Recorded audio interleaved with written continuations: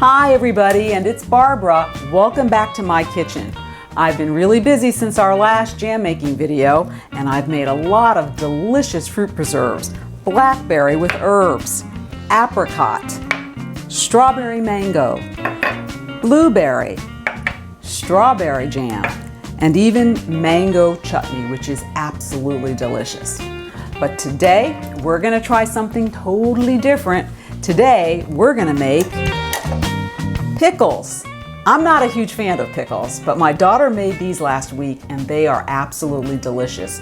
She used a recipe by Kathy Barrow, Mrs. Wheelbarrow, that I'm going to show you today, and I can tell you it's really easy. It doesn't require a lot of ingredients, and all you need are 3 days for these to ferment and become delicious deli-style fermented sour pickles. It's really easy. Let's get started.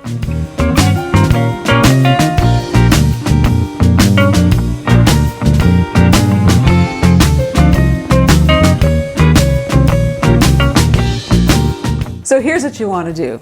You want to take your 12 herby cucumbers or pickling cucumbers and soak them in ice water for 30 minutes. That helps to get any excess dirt off of them, and it helps to plump up your cucumbers and get them ready for pickling. When you're finished and just before you start the process, you're going to want to take them off and clean off any excess dirt. And make sure if you've got any that have bruises or cuts that you get rid of those, because you're not going to want to use those for your pickles. While they're in the ice water bath, you want to boil 8 cups of water, and you have to have filtered non-chlorinated water and a 1/4 cup of kosher salt. You want to get it to a boil, and then you need to get it to cool completely. And here's a little trick from Mrs. Wheelbarrow to get it to cool fast. Take it off the burner and put it in a batch of ice water, and that will help to cool it a lot quicker. Okay, so while your cucumbers are in their ice bath and your water is cooling, you want to get your jars ready. You need 3-quart jars, and you clean them with a nice soapy bath and hot water and get them ready to start the pickling process. So now it's time to add our flavorings to each of my 3 jars. I started with a head of garlic that I broke apart into 12 individual scapes so that 4 will go into each of the 3 jars. And I took the jalapeno and I sliced it into 9 thin slices. Each of these little groups, along with the garlics, will go into each of the jars. So, get our jars ready, and in goes garlic into each jar, jalapeno into each jar. By the way, if you want to keep the seeds in the jalapeno, you're fine to do that. It'll be a little spicier if you like spicy.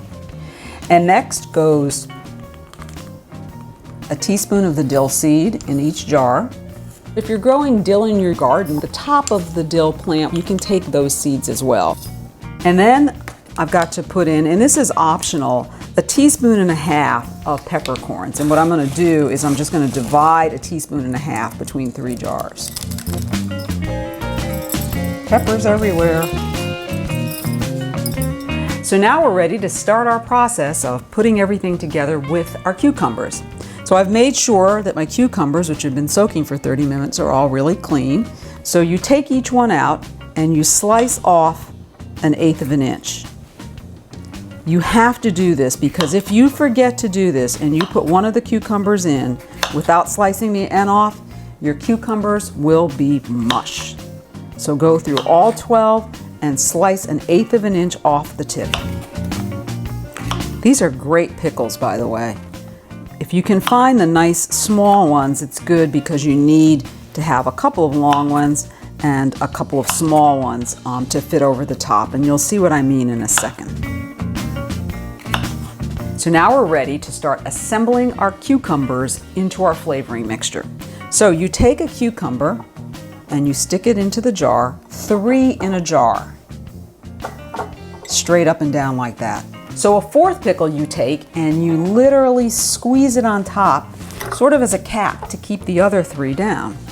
3 standing straight up and down, and a 4th one on top to hold the other 3 down, and you'll see why once I put the brine in.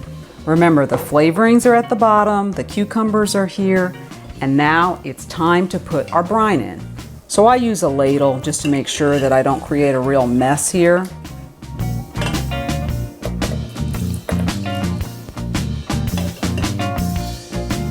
Fill each jar all the way up to the top. You have to make sure that all of the pickle is covered with water.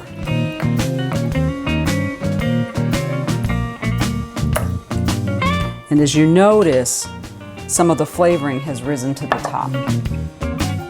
Last jar.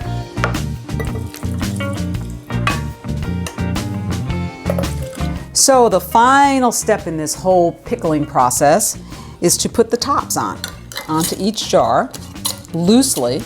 Screw it on loosely. And then you want to take each one of your jars, put it in a little tray, and then put it on your counter somewhere away from direct sunlight. So while your pickles are sitting on your counter, it's important once a day for 3 days that you burp your pickles. And you simply do that by unscrewing the top and burping them and putting the top back on. Unscrew the top, burp it, and screw the top back on. Unscrew, burp your pickle, put it back on. So during that time, you'll notice that your jars are getting very cloudy looking. Don't worry about it. That's the fermentation process at work. And you might even notice what looks like a little bit of mold forming at the top of each jar. Don't worry about that either. That's the fermentation process taking place. So at the end of 3 days, this is what you'll have. A really delicious deli-style fermented sour pickle. Remember, I'm not a pickle person, but these pickles are absolutely delicious.